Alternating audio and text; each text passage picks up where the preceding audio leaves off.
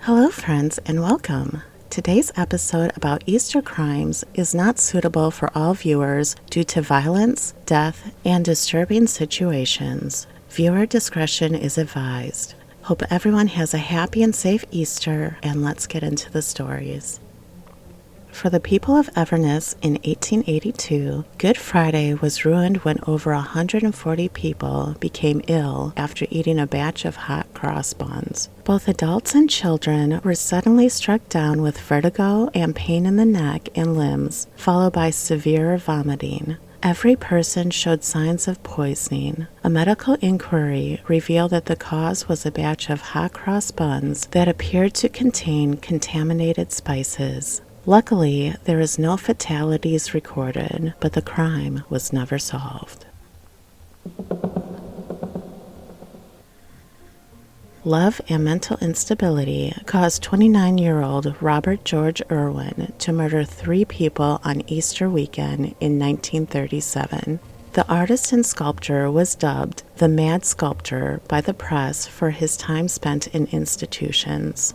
While living at a rooming house, Robert had fallen in love with his landlady's daughter, Ethel Gideon, and became obsessed with her, but his feelings were not reciprocated. 2 years later, in 1936, Ethel married someone else. The following year, Robert enrolled in theological school, but 10 days before Easter, he was expelled for instability. He considered suicide, but instead, on Easter Sunday, he went back to his old rooming house in search of Ethel. He decided if he could not have her as his love, he would murder her. When he didn't find her there, he stabbed and strangled her mother, Mary, and her sister, Veronica. He claimed he murdered the 2 accidentally and discarded their half-naked bodies. He then also stabbed their tenant, Frank Barnes, with an ice pick while he slept, in case he had overheard the attack.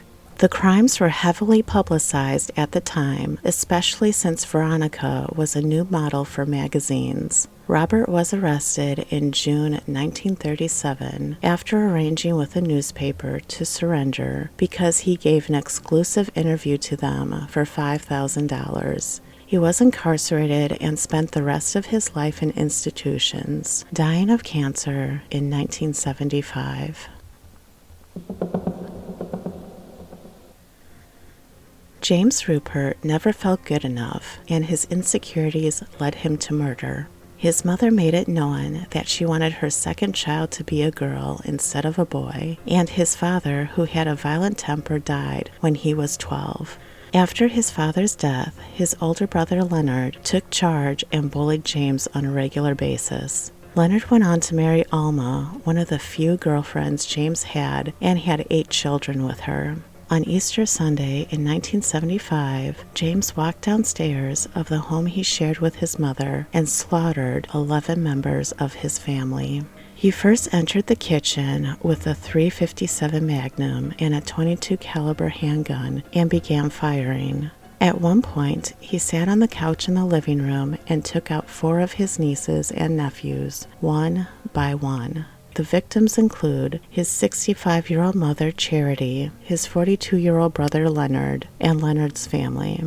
According to reports, James was brought to his breaking point after his mother threatened to kick him out if he didn't straighten up his life. It is believed he resented Leonard for being more successful than him in life.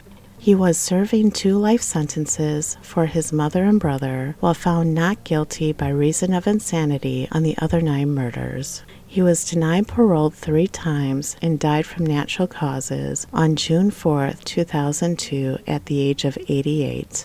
It remains the deadliest shooting by a lone perpetrator in the state of Ohio.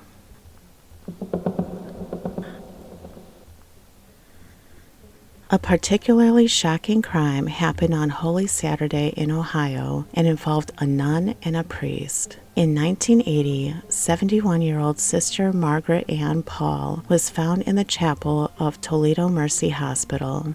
She had been stabbed 31 times, including 9 wounds in the form of an inverted cross, and covered with an altar cloth. The scene was made to look like a satanic ritual had taken place. There were no leads, and the case went cold. In 2003, the case was reopened when a woman accused Father Gerald Robinson of ritual sexual abuse. Father Gerald was the same priest who had conducted Sister Margaret's funeral service 4 days after her murder. Forensic tests indicated a sword-shaped letter opener in Father Gerald's apartment was consistent with the weapon that inflicted the wounds on Sister Margaret. He was finally arrested in 2006 and sentenced to life in prison, where he died of a heart attack on July 4, 2014. The 4-day bank holiday weekend provided the perfect cover to rob a bank for the men who took part in the Hatton Garden safe deposit burglary in April 2015. They were a collection of career criminals nicknamed Dad's Army, as the youngest person involved was 48 and most were in their 60s and 70s.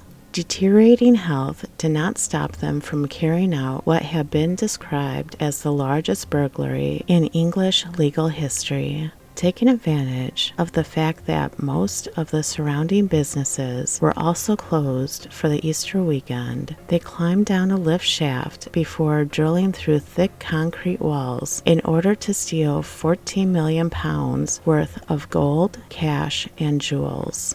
On March 9, 2016, at Woolwich Crown Court, 3 members of the gang, John Kenny Collins, Daniel Jones, and Terry Perkins, pled guilty to conspiracy to commit burglary, were each given a 7-year prison term.